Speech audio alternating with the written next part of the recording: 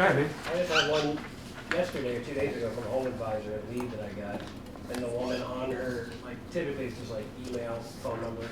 This one had like notes. It was like 12 lines of notes.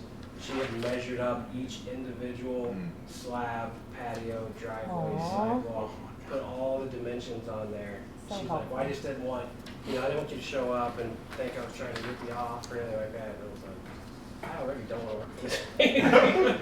No, but anyway, she talked for like 4 minutes straight to explain the entire job process to me so that I was aware of what I was going to be doing for her. But really, what was she doing? Informing me, trying, well, I don't know. Right, she was informing you, but I think she was also informing herself. In other words, like confirming in her mind what she thought the process would be and the process you should follow. Did you sell the job? It was home advisor, so I haven't heard yet. Probably not. Okay. Did you quote a high? Yeah. Okay. And that's fine. I mean, sometimes you just have to bail on those things, right? But I think that in itself is we get very put off and scared with that stuff. Boil it down, maybe she's been taken advantage of from other contractors. I mean, to me, I would be like, okay. I would search her Facebook profile. I'd Google her name.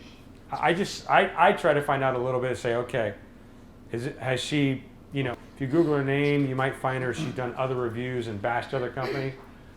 But she could just be someone who is just highly detailed, wants to help you make sure that you get everything right.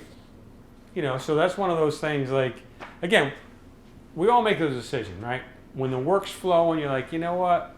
I can bump that up another $100, $150. If I get it, great. If I don't, but there'll be times in which you may want that. You may need that. You may want that job because now it's a springboard to something else. Don't be afraid of those customers. Who else has had customers like that? And how did you handle them? Wanted to kill him. Yeah, I wanted to kill them. No sense. For us, it makes it a little different because since he is a DI and he has that dominant personality, when we come across clients, we know we're going to go talk to them, we're going to quote them. If it's something that he feels he's going to be kind of offset with, then I talk. Because you can come from being a CS, I come from the opposite side.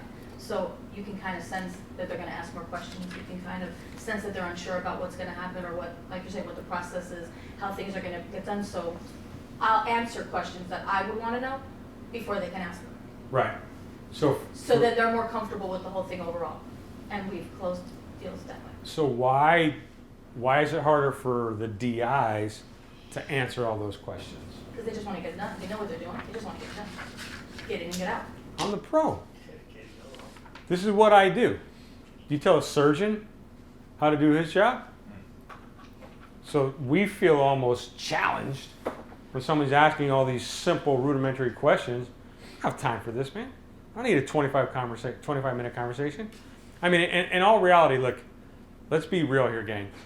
What we do is not rocket science. The barrier to entry to our industry is zero. It's a couple $100. It's that simple. So we have to differentiate ourselves. We have to be the pros. We're fighting what the industry is doing to the industry. Then we're just fighting the basic churn of doing the estimates with all these people. But I think when we look at ourselves, okay, how am I wired? How are these customers wired?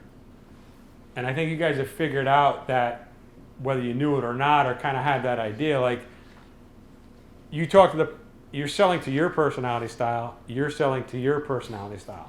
So when you figure that, now they have a luxury, I don't have that luxury. So I've got to figure out how you flex to the lady who gives you, in the estimate, in the quote, all of this information. Like for me, when I do a quote, like if I put as less information as possible. Like if I'm sending someone an email, I'm like, Mac Lark, here's my phone number, here's my email address.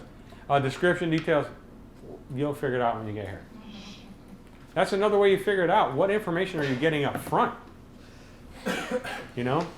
So anyway, that's officially it for this deal. You guys are going to go out and run some leads with Pat quotes.